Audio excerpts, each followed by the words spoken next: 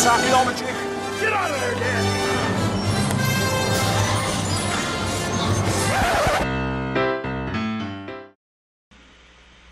I guess it'd be handier for the for making the coffee. Yeah. And now they don't know what we're talking about. I guess we're live now? We are. Start the show, Richie. I just did. Like, I rolled it, and then I started going. I mean, like, start the show with an intro. Oh, perfect. Alrighty. All right, welcome to You Call This Archaeology. Hello, junior archaeologists. This is the show where we talk about what we may or may not have been doing of an archaeological nature. Sort of. Yes. And I'm doing my typical check of we had a lurker behind us. She's probably seeing whether or not the thing was in. Anyway, I'm doing our typical check of the audio. It sounds good. Apologies for the video. There's actually a lot of people here today. And we still don't have a hardwire connection to the internet. We're working on it. It will be at some point, and I don't know when that point will be. I would just say at some point. Yeah. And then we'll get there. I just wanted to make a shout out to Jill McCormick, pro subscriber to the APN. She just had back surgery, and she said she needs some entertainment, and she's bored to death. She wants to make her brain work a little. So, apologies, Jill, for what you're about to hear. Well, the hearing is fine, but the seeing is what's interrupted, thankfully. Yeah. Maybe just look away or browse something else on Facebook. I think if you scroll, the video will just stay there if you're on desktop. Well, that's the way I do it with Twitch and everything else. Yeah. You know, put us in the background. Yeah. I see the frames going green every once in a while. Very every once in a while. Very every once in a while. Okay. My coffee mug is all charged up. The Ember coffee mug. My God, I love this thing. I don't remember what it's like to drink cold coffee. Oh. It's only been a week. Even cold brew? Well, I haven't had cold brew yet. So, yeah. Anyway, so it's been a week, and it's pretty much either vacation or unemployment for everyone right now. So, Richie, I think what you should talk about is, since I just went live with this and posted it on the APN and all the other groups, and including the group you're probably watching this in. Ooh, didn't think about that. Yeah, because APN brought in a new affiliate, and it's a digital marketing course. Yeah. And he names it something crazy, In-Demand Career, I think, or whatever. Anyway. Yeah, actually, you got it. Yeah, go to arcpodnet.com/affiliates, and you'll see the link to it, and you can go check it out. And Richie took the course. Yeah. Yeah, so... And it's, I'd normally say it's just right up your average archaeologist alley, but considering how many of them don't even file for unemployment, I wonder. Yeah. It's basically for the self-starter. Like, if you can't do your own stuff and you can't... Oh, whoops. No, you're fine. And, you can't be motivated to, like, I don't know, help yourself. You're, like, waiting for some company to call you, and then you get all angry when no one calls you, then probably not for you. Well, that's one thing I've been... You're right. That's one thing I've been promoting is the hashtag Invest in Yourself 2018. See? And and I've seen Invest in Yourself before, but I put Invest in Yourself 2018 because... it's the beginning of the year, people have resolutions, or even if they don't, they're just like, it's a nice fresh start sometimes. It's really great for archaeology, too, because it really is a fresh start. You start the whole year over again, you're probably looking for jobs, well, at least in a couple months you will be, depending on where you're at. If you're anywhere, like, outside of Nevada, you probably have snow. We have 0 snow here. Which is crazy. I know, in the next 15-day forecast, it's in, like, the mid-50s for our highs. It's ridiculous. What's happening? The rest of the country has snow. And we have nothing. By the way, for anyone out there who thinks, oh my God, that's the West for you, it's not. Like, I remember, I forget it was last year or the year before, they have something called Food Truck Friday, and it marks the start of, like, spring. Yeah. And I went out for the very first Food Truck Friday. I didn't actually go to it, but I was running when it was occurring. Yeah. And it was snowing on me. Last year was crazy. Yeah, but we haven't even had close to that. And I don't know if we're going to get hit with it at some point, and then we're going to have a crazy spring, or what's going to happen. But it seems like 2 years ago when we had almost nothing over here. Yeah. That's what it feels like. And Jill says, "Thanks for the shout out. No problem, Jill." She was one of the first subscribers to the APN. Ooh. I think the first swag package I sent out, she was in that, because I had to wait like a month and a half or 2 months or something before I could send out swag, because I had some issues with shipping. But how does she like the I don't know. You only sent out one newsletter, right? Yes, and I know Jill was on it, so you want to respond in there and tell us how you like the newsletter. We're just trying something out, try to engage with our listeners a little better, and get some more information out there. throw out some discount codes for those that aren't members. It's not quite the 20% the members get, but it's 10%. You know, it's better than nothing. Oh, it's not bad. Yeah, I mean, you know, we had to put something out there. Did that door just... What was that? I don't know. Anyway. But, oh my god, so are you going to come up with something similar for people who come to the website for the first time?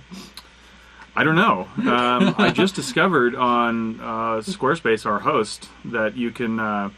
Jill says there's going to be 80 on Friday in southwestern Arizona where she's at. So I guess not everybody's cold. Anyway, Ooh.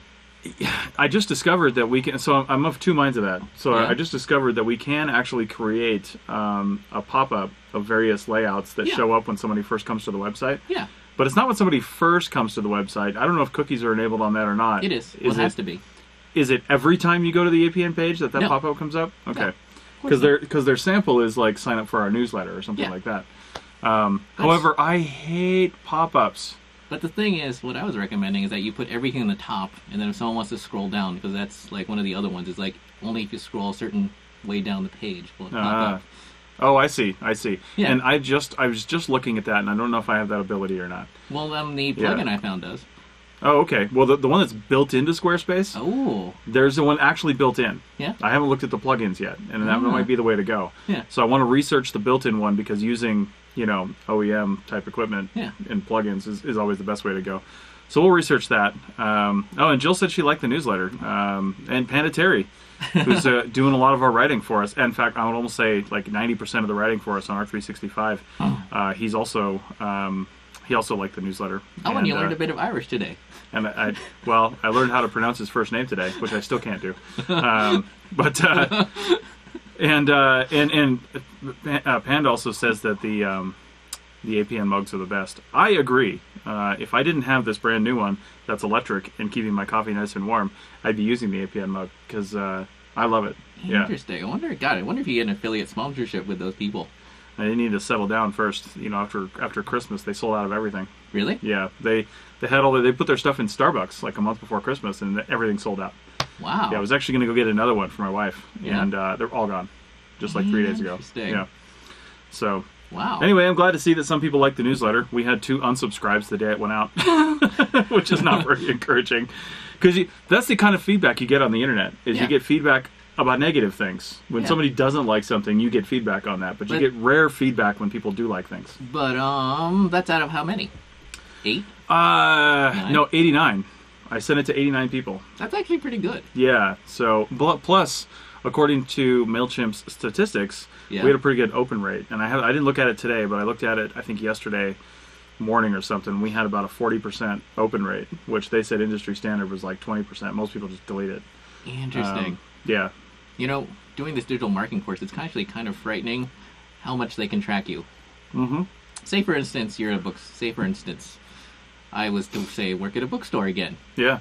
and I was doing their marketing campaign. I could be like someone like says, obviously the bookstore I worked at bought books, so if you say looked at pawn shops, and then the next day you looked at eBay looking at book sales or book prices. Yeah. I could then target Google, use Google's tools to like say, hey, the bookstore I work at buys books and we pay cash. Nice. And it wouldn't just be like when you open up Google next time, it'd be like whenever you open up anything, including YouTube. Yeah, because Google ads are dynamic and they're everywhere. Yeah. Which is a little frightening. You know, as the more and more people that use Google ads, which is pretty much everyone, you feel like you're being targeted across the internet. You are. Yeah. Now, I'm of two minds about that. On the one hand, it does seem creepy. On the other hand, they don't make any. They don't make that mystery. I mean, they tell you exactly how it's working. Yeah. You know, and if I'm going to be targeted, the only thing I don't like being targeted on, which I don't think this gets right all the time, is if I actually buy something on Amazon. Like, I actually hit purchase, and then I see ads for it later on. Like, it should be smart enough not to give me ads for things I already bought. You know? Like, I'm not going to buy another one. You know, but sure, serve me up an ad for something that I was just looking at or browsing. Yeah. Maybe I've actually gone back and actually purchased something before because I was like, I don't know if I want to. Then I saw an ad for it, and I'm like, yeah, okay. See, same here. That's how, like, I bought some of my guitar stuff. Right, right. Oh my god, it's so crazy. I know. It'll even, like, oh my god, it's crazy how much they can track you. Like, they can literally build a chain of, I don't know, a chain of evidence, a chain of custody, a chain, basically, that shows the process you went through, every website you went to, how long you looked at it, every article you looked at before you bought something. You can track that in Google's advertiser tools. Yeah. It's crazy. Well, I'm hoping when you're out there searching Google for archaeology and you're searching for podcasts, that when Richie gets our AdWords set up, that you get served up ads for the APN. I'm already thinking about that. Yeah. I've been thinking about new podcasts. Like the other day, I follow this Tumblr now called, Archaeology Sucks or something? Mm-hmm. And they were highlighting a podcast they were listening to called History is Gay, which is very descriptive. But I was thinking, man, you need something like that for archaeology. Yeah. Something like that. I mean, literally, it's like, I haven't actually listened to podcast yet, because I've got like 20 or 30 or 50, however many. Yeah. But I presume it's all about the gay people in history. Maybe. Or maybe they're just going for an older meaning of the word, and maybe history is happy. Yeah. Who knows? You gotta listen to the show and let us know. Ooh, or maybe something like Hardcore History, if you listen to that. Yeah, it is hardcore, that's for sure. What Jill's asking us about the new book club podcast that we announced this morning. Oh, I saw you reading something. Or is that just something on your desk? That just came today, and it's a coincidence. Yeah, we'll talk about that too. So, anyway, I've been thinking about this for a really long time. And in fact, I didn't try very hard, but I tried, I think, starting a book club on my blog a long time ago, where I announced, hey, does anybody want to read a book? And then we can talk about it on social media or through Skype or something like that. Didn't fly. Nobody wanted to do that, which I understand. So, but a podcast is a different format. And I came up with a structure that I haven't seen before, so we'll see how it works. But the structure is basically, we'll announce the book that we're going to read, and we'll announce the reading schedule. And I'm hoping to do this in 4 episodes. Yeah. And the way that we need to shoot it, just because of people's time schedules, is we're probably going to shoot it all in one day. Yeah. Which means, those of us that are reading the book, you'll likely have about a month or so to read the book if we release these once a week. And you can read it on schedule, you can read it all at once. It doesn't matter. Yeah. But we're going to talk about the first 3 episodes. We're going to talk about the first third of the book, then the second third of the book, and then the last third of the book. And my hope is, and this is why I actually set up a Facebook group called Archaeology Book Club Podcast Group. Because there is a Facebook group called the Archaeology Book Club, I found out. There is? Yes. And I joined it. But there's only like 60 people and it's a closed group. Why would that be a closed group? Open that group. I made it a completely public group. Why would it be closed? Interesting. We're talking about books and we're promoting archaeology. Let's open this thing up. So if you're listening to this right now, let me type that in because I could barely say it without seeing it. Archaeology. And I know some of the current podcasts have done book club stuff. Like Women in Archaeology, I think. Was it Women in Archaeology who reviewed that children's book? Around August? Yeah, I think so. They may have. And on the archaeology show, we've reviewed several books because I was contacted I was contacted by Cambridge University Press and Oxford University Press separately to review, to basically read a couple books and interview the authors. Ooh. So this takes me back to the archaeology podcast, the Archaeology Book Club podcast. Yeah. The ABCP. Can we call it that? The ABCP? Anyway, choke on your water. So the idea is, back to this. So each book will be 4 episodes. Yeah. The first 3 episodes, we discuss the book, but in each one of those episodes, we bring on, and right now it looks like, at the very least, Emily Long might be my co-host, possibly Kim Biddulph, who does the Prehistories podcast. Yeah. And possibly Panda Terry said he might be interested in it as well. So I don't know if they want to be co-hosts or how we're going to work that out. We haven't even scripted an icon or anything, so it's going to be a little while before we get this rolling. But interesting. We may announce the books ahead of time so people can get to reading them and buying them, you know, and that. But I don't want them to buy books. Oh, let me get back to the podcast. I'm getting off track. So anyway, 4 episodes. Yeah. On those first 3 episodes, we'll probably solicit. We'll put something out, so you can contact us if you're not on Facebook, if you're just listening to the podcast. But in the Facebook group, we'll probably hold some kind of drawing or something like random. Hey, if you comment on this post, we'll pull a random number for the comments, and that person can come in and be a guest discussant on our podcast. Yeah. So for the first 3 episodes, myself and the co-host plus a listener guest will discuss the book. And then in the final episode, the 4th episode, my hope is we'll bring on the author. And then the co-hosts and the author will discuss the book. Wow. Yeah. It makes me want to put forward that Bruce Trigger book. Jesus, he's dead, so go ahead. Now, my thinking is, especially if we include an author, is that it's probably going to have to be either newer books or authors that are still publishing or something like that, if they're still promoting it, because then they'll be more inclined to do that. But here's the deal, too. Since I have this relationship with Oxford and Cambridge University presses, they send us the books that they want us to review, and they're the authors. They just send us the books. And you've already got in with the authors. Well, I've got it in with the publishers.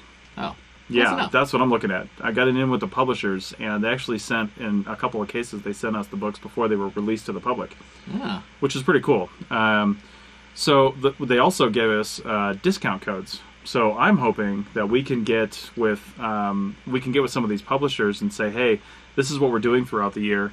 Let's see what books would you guys want us to promote, and we'll see if we want to do that and add it to our list, and then we can add it to a special page we'll probably create, and any listeners that want to get in on that book ahead of time can use the discount code to go buy the book. Ooh. And you probably, I don't know, if you got an affiliate link, you might even get like 2 cents. I don't know what the... Yeah, I don't know if they even do affiliate links, like those publishers. You know what I mean? Yeah. Like unless if the book was already out, then I wouldn't even ask the publisher for a discount. I would do the Amazon affiliate, because we have that too. So, woo! Yeah. $1 a month, here we come. I know. Yeah, that's big money right there. That'll allow me to buy more coffee to fill into this mug. That's really the goal of this podcast. So anyway, that's the idea. We've got some more logistics to work out. I put together the Facebook page really so people that are interested in this idea can head over there and really start helping us flesh it out, because it's really just an idea right now. Yeah. We just need books to review. And I got to get off my ass and start reading again, because I hardly read ever right now. I have too many podcasts to listen to. Oh, me too. I'm always listening to podcasts, and I'm always editing podcasts, and I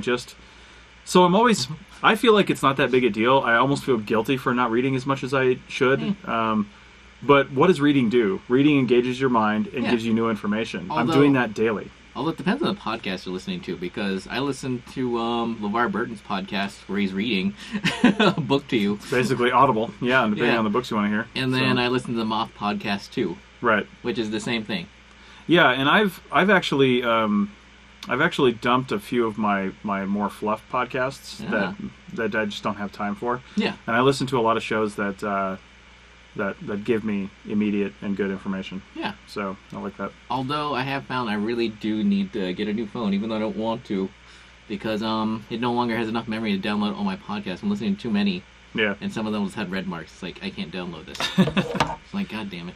I was actually thinking if we did this and then they were newer books that we were reading, that I might have to renew my Audible subscription. Ooh. Because that's the only way I could actually listen to them. Wait, you don't get it as part of Prime? We get some stuff as part of Prime, but we don't get the full catalog. Oh. Yeah, you do get actually free books every month because of Prime, but they're shitty books. Oh. I'd have to see what's even available and see what's going on. Wait, but you get the video stuff, right? Like the movies? Oh, we get Prime Video, yeah. We watch stuff on there all the time. Oh, good. Yeah, but that's still kind of crappy. Oh. Like all the good stuff you have to pay for. There's some stuff on there, don't get me wrong, and like Amazon has some good original content. Oh, do you get to watch that car show? I actually just flagged that the other day. I haven't seen it yet. Which one are you talking about? The one with the Top Gear dudes. Yeah. That new one that's Amazon. Yeah, I know. I want to watch that. Hey, Panda said he's right there with us on the books. He says 2016 read over 100 books, and last year maybe 20. Wow. Well, last year I probably read 3 books, and they were the ones we reviewed on our podcasts. Well, the thing for me is I'm part of a book club, so... Yeah. Well, and that's why I want to encourage this. I was part of a book club with our local skeptics group here that I started about 4 or 5 years ago, and had me reading all kinds of great stuff. Because I was basically running the book club as part of a sub club of this group. Yeah. And there was about 4 or 5 of us that met every Sunday at a different coffee shop, or we met usually at the same coffee shop. But yeah. And it was great. We chose to. I chose, and this is what I would encourage people. I hope people start their own book clubs within the group, and then maybe once every 3 or 4 books that we talk about, we can bring on somebody from one of the other book clubs to talk about what they've been reading. Something like that, because I think that'd be cool. Because here's my idea. I like book clubs that are a little more themed, like when I had that sort of skeptics and freethinkers book club, we made it a point to only read stuff that had been published within the last year, because we wanted to read new stuff. There's plenty of old stuff out there, but we wanted to read new stuff for this particular club, and that helped focus for what books we were reading. Interesting. I don't think we necessarily need to do that with the Archaeology Book Club, but that's what I'm proposing, is we read relatively new stuff, because we can get deals with publishers, and we can get people deals with publishers, and we can get the books But sent then to you us. could Read that Napoleon Chagnon's book, and bang on that dude's field methodology. Right. We'll have to or criticize Margaret Mead. we'll have to bring on a cultural anthropologist to talk about old Napoleon there. So anyway, I would think that, when I started that book club, like I said, it was all new books.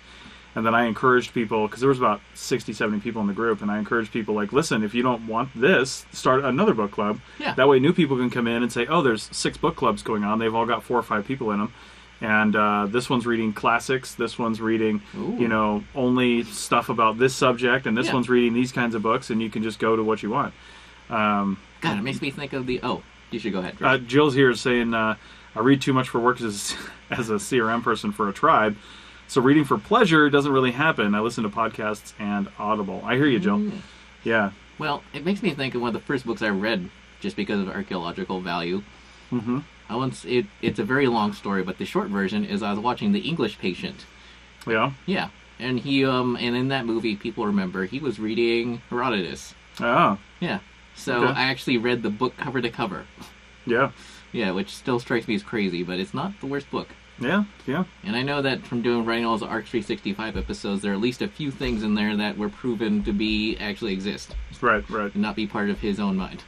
Right. Well, I want to respond to Jill here real quick, because this is one of the reasons why I wanted to do the book club, was to force those of us that are hosting the show to read the book, and then discuss the book. Yeah. And then you could do 2 things. Like she says, she listens to podcasts and Audible. So my thinking is you can absorb the information from the book through our podcast without actually reading it. We'll just you'll get it through our lens. What we thought about the book, but at least you'll be aware of what's in the book, and you'll know of some things. You'll gain some knowledge, some insight, some information. Yeah. And if you do want to go read the book yourself, then you can.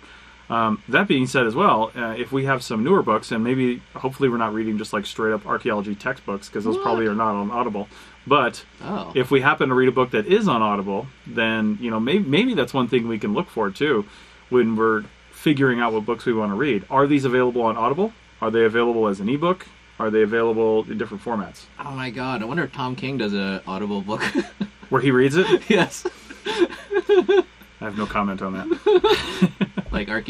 Oh my God, what's the one I could never bring myself to finish? The main one that everyone studies for cultural heritage laws. His big Section 106 book? Yes. Yeah, cultural resource laws and practice. Oh my God! Yeah. Imagine having an Audible of that. Oh my God. Forcing your field crew to listen to it as you're commuting 2 hours to and from the job site. I'll tell you what, I couldn't even read that in a month.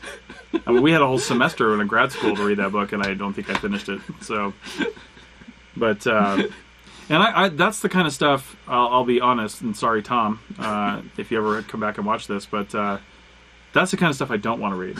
Right? I want to read. Well, I want to read books that we can feasibly finish in a month. Yeah. But I also want to read. I want to read books that are.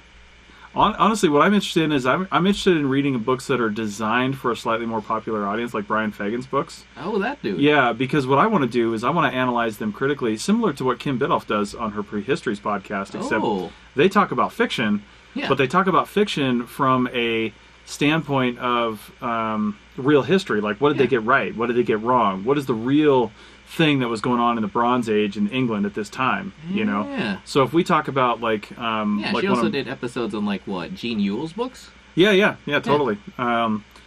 And I think if we read some of those books that are designed for a more popular audience, but we as archaeologists can say, yeah, well, did he dumb this down a little bit too much? What do we think about this? You know, should he have explained this a little more? Yeah. You know, how was that fleshed out? Like his Before California book was actually really good. I remember that. Yeah. I had to study that for one of my California archaeology classes. Oh, I picked it up. I think I picked it up when I was going to work down in El Centro. I think I picked it up before that. Oh my god! Yeah. And the oh my god, not the gossip, but the professor who taught that class.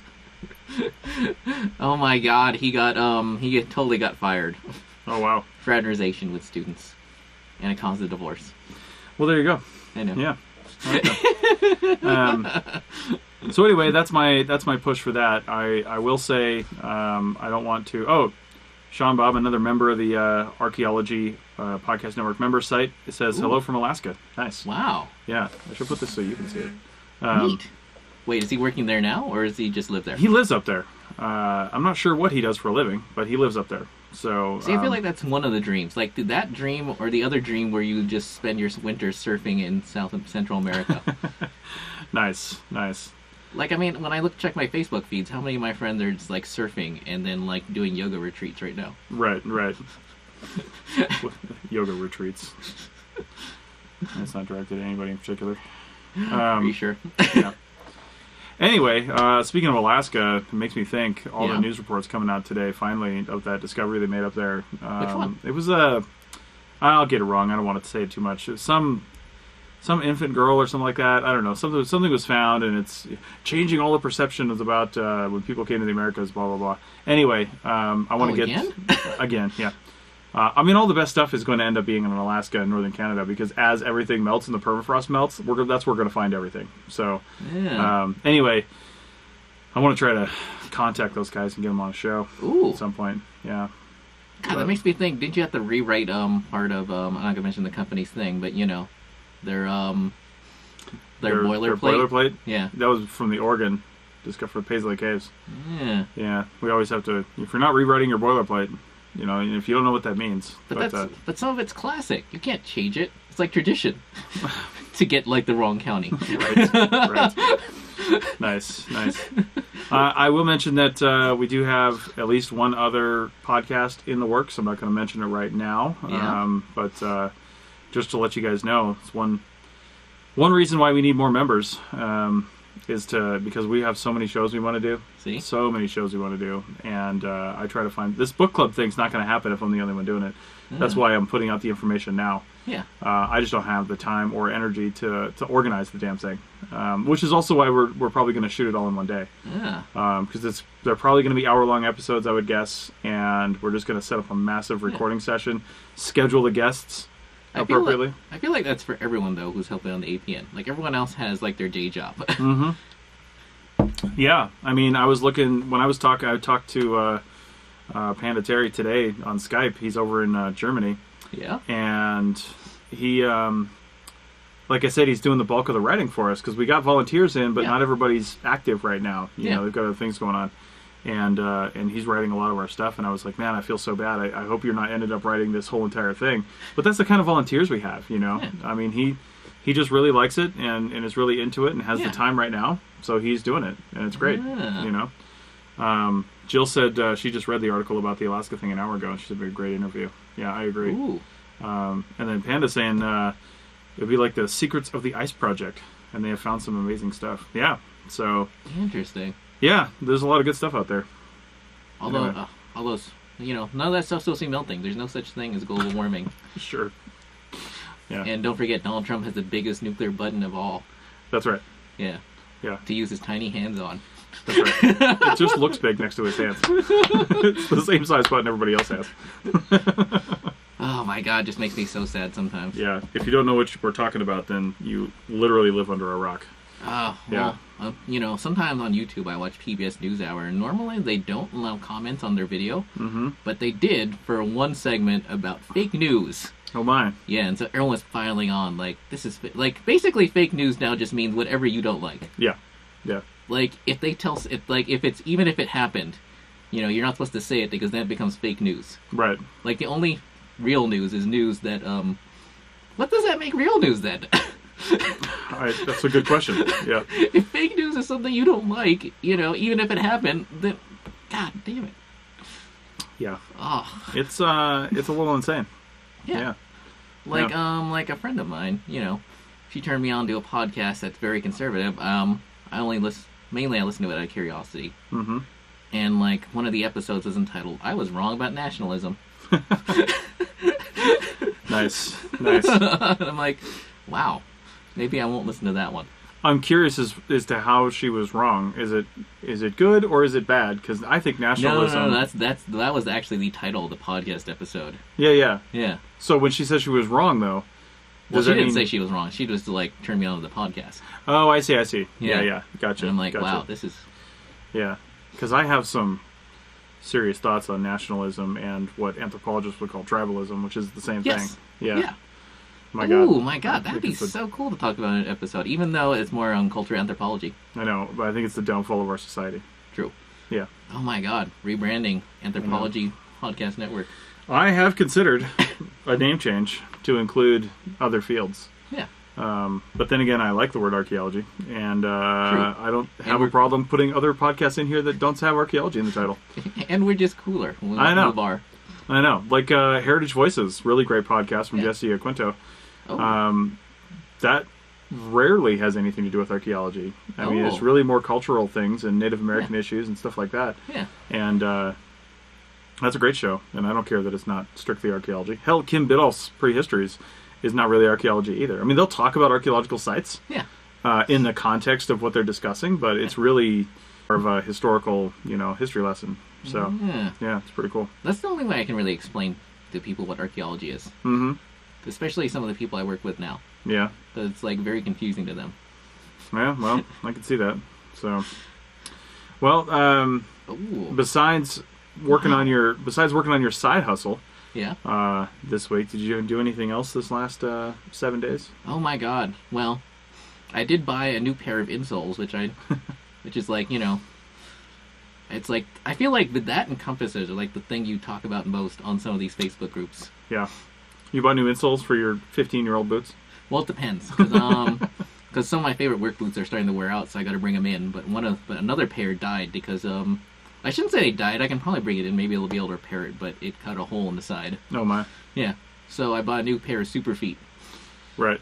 Yeah. I don't know what you use, but I use Superfeet. Oh, thank God. Yeah. I know some people bag on that on the on some of these Facebook forums, and they don't know what they're talking about. No, it's like a dream for your feet. It really is. I love Superfeet insoles. That's the first thing I do with a pair of boots. See? Yeah. Yeah. So, in fact, I'm actually a liar. It's not the first thing because I've got these new boots that I got from the VA. The thing is, I haven't worn them in the field yet. So once I do, I'll go get the Superfeet insoles. But they put insoles in them that were given to me with the VA. They took out the normal ones and put in these ones that are supposed to be a little more orthopedic because my 42-year-old feet, my left one here is spreading a little bit. The bones are, because that happens as you age. No matter what age you are, your bones are a little wider. Especially archaeologists who walk literally all the time. Your bones are a little bit wider than they were a year ago or 5 years ago. It doesn't matter how old you are. But the older you get, the more they spread, and then they're spreading into your feet, and then it changes your arch a little bit too. And I just had some really bad problems with that foot, but then they gave me these insoles with this little bit of a kind of a lift on the back, and interesting, and they were great. Took away all my pain.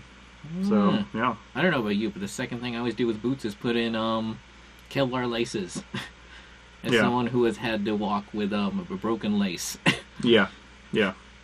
So I want to tell the audience real quick, the people that are listening live especially, that on the Facebook page, that we have, and this is built in to the service that we're using. It's not because of a lag or anything, but we have a good 30-second delay on what we're saying and what you see. So apologies if you put up a comment and I don't respond to it right away. Because you're putting up your comment when you hear it, but you're probably getting my response 30 seconds to a minute later. It's also not very obvious on Facebook here what we're doing. If we ever get any more money or anything into the APM, we might up our live stream setup, and there's a lot of other things we can do to increase our effectiveness on that. Especially the thing I'm waiting for, honestly, is this room that you can't see that's next to the one behind me. When that room is done, and we Yeah. actually have a solid video production studio back there, Ooh. which is going to happen within hours of that room being finished from a construction standpoint, because we already have most of the stuff we need to do that. When that's done, then I'll start looking into better live stream equipment, and maybe even I won't have to pay for it, which would be great, because if I can get the Reno Collective to support that, and other people to come in and then get the podcast membership going, then they might just buy it. So, but the reason I'm saying this is Panda was saying, going back to our conversation about Anthropology Podcast Network. Is he says he thinks there's too much splitting hairs on what field we were working in, and he knows in his case, he says I tend to blur the lines a lot out of necessity. So, which is true. There's no, I mean, it goes back to the quote. You know, what is it? Archaeology is anthropology, or it is nothing. That's what they say. Basically, what they're saying is if you're just digging things up and then, you know, putting them in a box, you're not really doing anything. You have to do the cultural side of it. You have to do the bio side of it if that's the case. You have to do the other aspects to it to really learn from it and understand it. And that I get, you know. And yet, how many companies do we know that just have boxes and boxes of crap everywhere? Right. And probably just going to get thrown away in the trash after the company owner dies. Yeah, and it also comes down, though, too, to the way we've divided our positions in this field. You know, if you're a field technician, then you really don't have a four-field approach. Your job is to do archaeology. Yeah. Your job is to dig things up and write about them. Or just look around. Well, same thing. You know, depending on where you're at. Yeah. You know, if you're in the West Coast, then you're probably not digging, or if you're in the Great Basin anyway, you're probably not digging. You're picking stuff up off the ground. You're taking pictures of it. You're being descriptive. You're literally just doing the hard science of archaeology. Yeah. It's the people in a different position in your company, typically project managers and higher, that will be doing the more anthropology side of that thing. Now, some CRM reports, they don't really get into that either. They just do the boilerplate cultural, you know, description and then don't move on. You know? Although that is always a good thing to discuss, because sometimes when you listen to some of these, go to some of these conferences and listen to some of these, like, internet discussions, you know, you get the idea from academics that we're just doing garbage. Right. We're just doing garbage work, and they're the ones doing the God's work of archaeology. Right, God's work. Yeah. Andrew Hassler, who I don't know, welcome to the show, Andrew. Welcome. Said, I'd really like to become a field technician. Ooh. So, yeah. I asked him on the text what he does now. I don't know if he's a student or what have you, but yeah, the quick and dirty on you want to become an archaeological field technician. If I don't know what point you're starting from, but the quick and dirty is you need a degree in archaeology or anthropology or related field. They say you do now for the time being, and you need to have a field school under your belt too. Well, there's that. But I was going to say, you also need to be the sort of person who is not shy, and you know, who is into networking and like going up and introducing yourself to people. Right. And Marshall Welch just said here, it's hard work, and it certainly is hard work. Yeah. Well, I mean, beginning to end, it's hard work. Yeah, it's not just the field work that can be hard sometimes. Yeah. It's the actual just getting in the field. Yeah, because some people are like very shy, and they're like they just go to a conference and they hide, and it's like, well, then why did you go? Mm-hmm. Or you know. Yeah. You're like, or, you know, you're just like part of the herd. Right. Andrew says he's a flight paramedic. I have a friend that actually does that here in Reno. Neat. Medical rescue, helicopters, and thinking about going back to school. And then Marshall Welch says you have to be okay with ticks. Depends on what part of the country you're in. That's true. Come to Nevada. I haven't seen a single tick in Nevada, honestly. Well, I've seen a few of them. Don't get me wrong. I've seen some. When you're in like that... the pine needles or something underneath some pinions, you know. Sometimes you can see ticks in there, but I've never had any on me. So, but not like the Midwest or the South or the Southeast. Oh my God, no, it's not nearly that bad. You'll see them occasionally out here.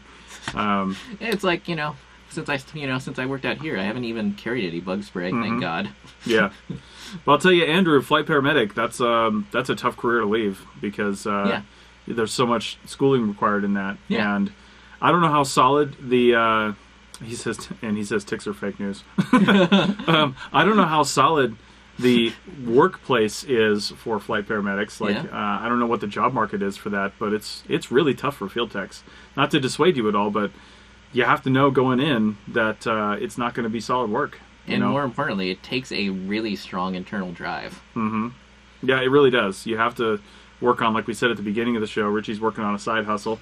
I don't know. You know what would be interesting and a really fun career is if you were in a place where you could be an archaeological field technician over the summer, get a bunch of stuff done, work different places, Yeah. and then his side hustle could be going back to being a flight paramedic over the winter. Ooh. I don't know if you can do that if they take you on a part-time basis, or if you have to recertify your qualifications or what you have to do. But Well, I don't see why not. I mean, aren't there people who are doing like accounting or stuff in the winter?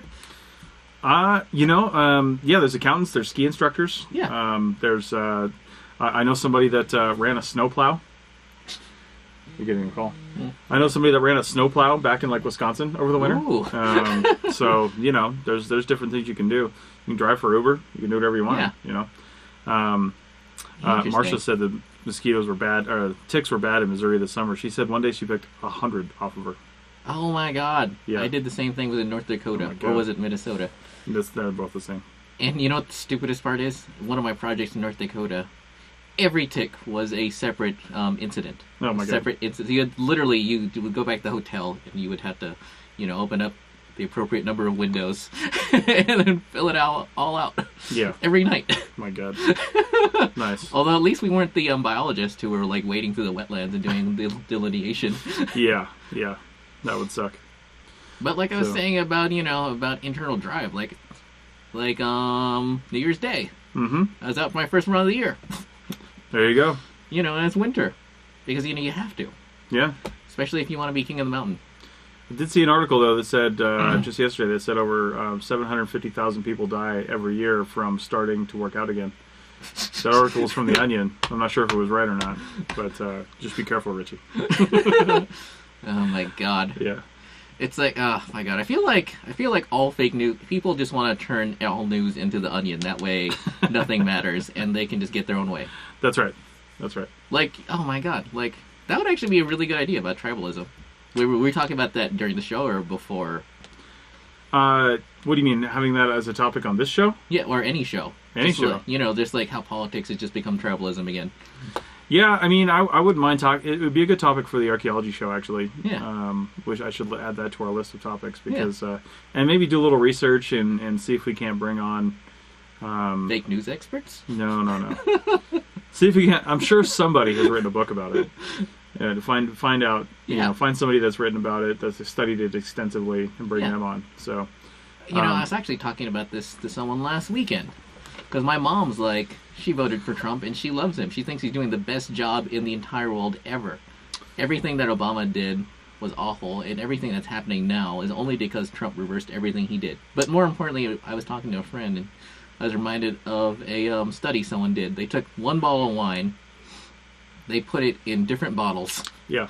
And then they gave it different descriptions. Yeah. And people liked it based on how closely it registered, how closely they identified with the description of the wine. Even though it's the same damn bottle of wine. Yeah, you see the same study done when they put different price tags on the same bottle of wine. Yeah. People will rate the higher priced one higher. Yeah. Yeah, but it's the same bottle. It's oh my God. I know. It's all perceptions. It's all it is tribalism and nationalism and all that gone rampantly crazy. See? And yet we forgive it in some ways. Because I was just watching, I have a lot of friends that are still, I've never really been a sports fan of anything in particular, but apparently, and I would only know this because of my Facebook feed, the University of Georgia Bulldogs did well at some football game, and now they're going to a championship. Apparently. And I know that because I have a few friends that are insane about it. But that's okay. And that is tribalism. Being proud of your school and having a heavy amount of pride in your sports team. Yeah. And I see at least one of the guys on there, constantly saying really, really negative things about the other teams that they're going to play. Yeah. This team sucks and that team's terrible and blah, blah, blah. But that's relatively harmless. Well, no, it's not, though, because it changes the wiring in your brain. Because it's an easy switch when your political ideologies are challenged to go, to go from saying Auburn sucks to go ahead and saying Democrats suck or Republicans suck. What's interesting about that is going off my Facebook feed, because I went home last week to California, the Bay Area, and according to my Facebook feed, I don't know if it says a lot about the people I have friends or what, but according to my Facebook feed, California is the worst hellhole in the entire world. It's being overrun by illegal aliens, and there's gang warfare everywhere. I went home. And I was amazed at how awesome it was. There's there's construction going on everywhere. There's awesome new buildings. Yeah. I found I found the Indian equivalent of Chipotle, where Oh, you my. can get like, you can get like all the stuff you get in an Indian restaurant in a burrito or a bowl, and it's like $6 or $7, and it's like, well, you need this in Reno, but it's never coming here because California is a terrible place, and everything from there is awful, apparently. I mean, we have sushi burritos now, so you know. Oh, that place. Wait, you tried that place? There's 2 of them. There's 2 of them? Because I Yeah. know the one near my place. Yeah, there's one in Midtown Yeah. here in Reno, and there's one in the mall. Oh, man. Yeah, the one in the mall will actually, and I didn't do this the Yeah. last time we had some there. The one in the mall will actually roll, and I think deep fry, or maybe just roll Ooh. your burrito in the flaming hot Cheetos, like crushed up flaming hot Cheetos. It depends on which mall it is, though. Because It's Meadowwood Mall. Oh, don't Yeah, eat Meadowwood. there. Seriously. Well, it was, Like when- it was good when we went there. Well, no, the thing is, when I was working as a cable repair technician, they were trading stories about places, and one of the places where they were completely grossed out was the Meadowwood Mall. Oh, wait, I probably should have said that out loud. But terrible things were going there. I might say it off the air, but like, Yeah. I will never, ever eat there, ever.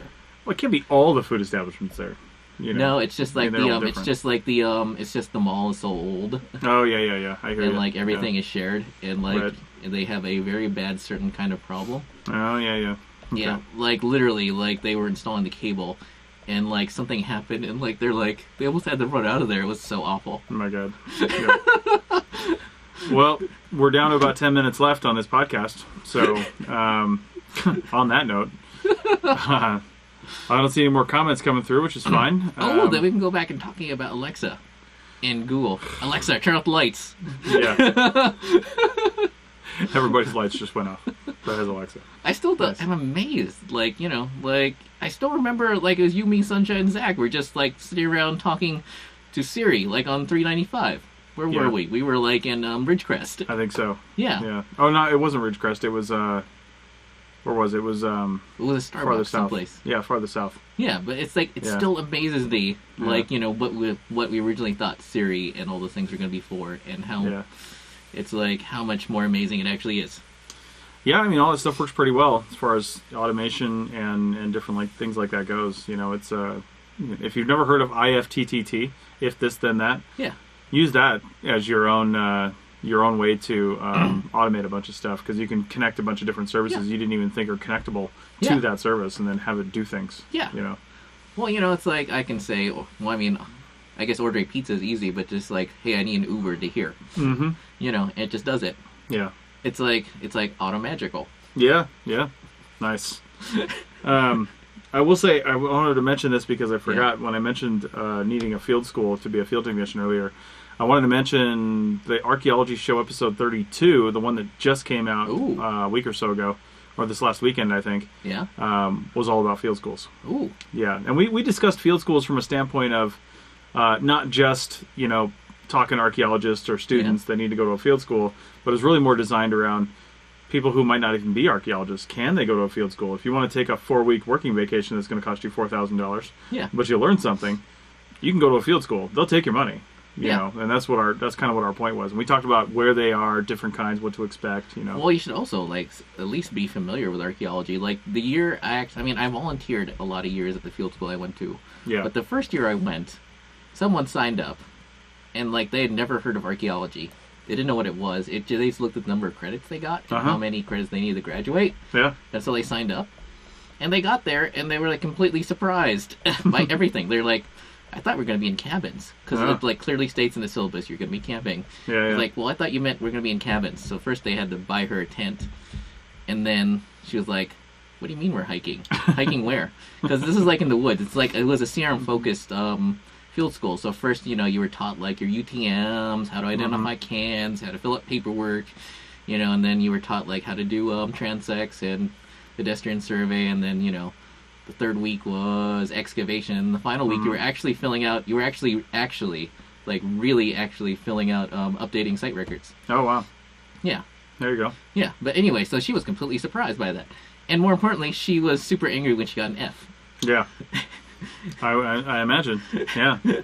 It's either the syllabus or the description wasn't written very well, or she just didn't come prepared. She didn't come prepared. Yeah. Like our artifactist identification guide. A lot of Southern California companies have actually stolen it and use it as their handout. Mm-hmm. Kind of like the way what's her name's handout is used in this like in Reno. Right. Oh yeah. I always forget her name. Kimball. Yeah. The Kimball Guide. Everybody up here knows about the Kimball Guide. I haven't seen a new one come out in a while. I might not be in the loop anymore. Ooh. Yeah, who knows? Interesting. But no, speaking of people being unprepared, I've been on more than a few first days of projects where somebody showed up in tennis shoes and skinny jeans. Yeah. Not any specific gender either, men and women. Yeah. Showing up 100% unprepared for what they were about to do. Yeah. Although some people, it's part of their persona. I forget if you worked with Mr. I'm not gonna say his name, but Mr. Weaver. I know him online, but I've never worked with him. Yeah. Every once in a while he'll just be in the field in his tennis outfit. Nice. Because he's that dude. Well, we had. Don't forget Old Ty. Yeah. Well, and I knew a friend of mine, Rodrigo, would wear a tie every once in a while. You wear a tie in the field as well. Yeah. Yeah, Rodrigo would wear just a tie sometimes and take his shirt off. We were doing an excavation down in Miami, and we also had two-piece day that only applied to the women, and they started it. Yeah. They'd wear a bathing suit to work. We had a pretty relaxed excavation environment downtown Miami, pretty relaxed and safe. So.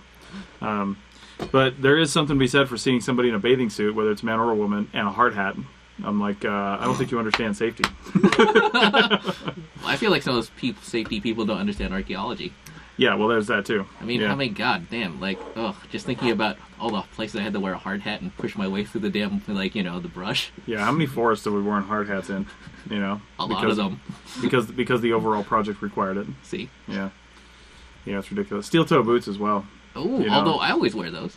I know, and I do too, because it's just easier that way. Yeah. But it's ridiculous that they're required in some places just because you're on that kind of property. True. if you're working for a mine, typically we're not even in areas or going through areas where those are required, where those are needed, I should say. We're out of the forest where they're not, or they're open land where they're not even at yet, and yet we have to do all the things. Oh my God, it's almost time to sign up for my next MShaw. Yeah, me too. Mine's always coming around this time. So. Conference season coming up.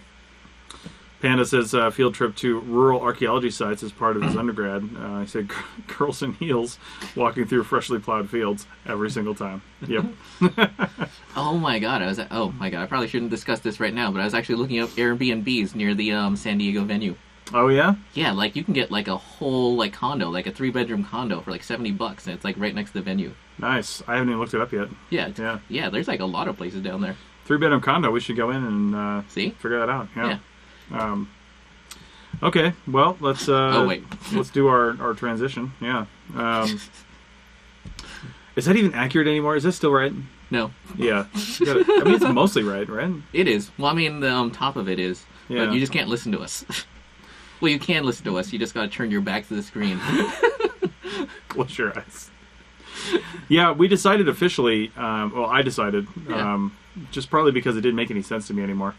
I like the fact, and I was doing some reading and or some listening to some other podcasts, and I like the fact that this is just live from an APN standpoint. And then if you want the better quality, you can go over to Richie's YouTube channel. Yeah, Happy Archaeology Fun Time. Yeah, in fact, if you're looking at this screen, it's right, second one down. There you go. Yeah, go check that out. So yeah. And I like that this is the only place on the APN that you can get it. Yeah. I think it's a nod to our Facebook audience, and it's something fun. It's designed to be interactive. I wouldn't see the point of this podcast being just audio. I like the fact that it's interactive, and I like people to come in and comment. So, I think it's cool. Oh wait, we should probably close with how is the Monday thing going? Monday's good. Yeah, I did the last two because Tristan was, I think he was in an area where he couldn't do it. He was in Ireland or something, and I don't know, for some reason he couldn't join in. But, and also it was on New Year's Day and Christmas Day that I did them. Oh, I totally forgot about that. Because that was the last 2 Mondays. So, but that didn't bother me any, so I went ahead and did it. And I've seen a few people come in. I don't really take comments, but I haven't really had any comments to refer to anyway. I probably would, talk about something if somebody asked me a question while we were doing it, but they're really short, so most of the time people don't have a chance to find it. Once they see that I've gone live, I'm already halfway through it. But if you tune in at noon, typically on noon Pacific time, which is -8 UTC, on the Archaeology Podcast Network Facebook page, I give just a really quick live update of what's coming up on the APN that week. Yeah. So if you're interested, if you're not a member, if you don't get our newsletter or anything like that, you can listen to me for 5 minutes, just talk about what's coming up on the APN. Yeah. And if we have anything else to announce, I'll say it there too. Oh man, I should probably ask this when we go off the air, but have you ever launched your DJI from that high up? No, but I want to. See? Yes. So, Jill says thanks for the entertainment, guys. See you next time. Thanks, Jill. Woo, thank you. Thanks for coming on. Good luck with your back. Hope you feel better. Yes. Oh my God, 80-degree weather. I know. Oh man. Yeah. At least it's not like freezing cold after back surgery. I feel like that would hurt worse. Like the heat might keep you a little loose. Wouldn't cold be really bad for joints and soreness and stuff? It would, but maybe it would numb you. Yeah, maybe it would. I don't know. As someone who's only dealt with foot pain. Yeah, I mean, I've had back pain before, but I don't really, not like back surgery, So, I've never really had like a major surgery. I had an angiogram a year ago, but that was about it. So, wait, should I kill it? Yeah. So I guess we're done. Yeah. We'll see you guys. I think we're good on Wednesdays. Yeah. Wednesdays at 4 p.m. Pacific time. Yeah. Well, now that the holiday season is over, now that I'm thankfully going to start updating my resume, looking for a new job, hopefully things will work out better. Yeah. We'll see. Yeah. So, all right. Woo-hoo! Thanks a lot.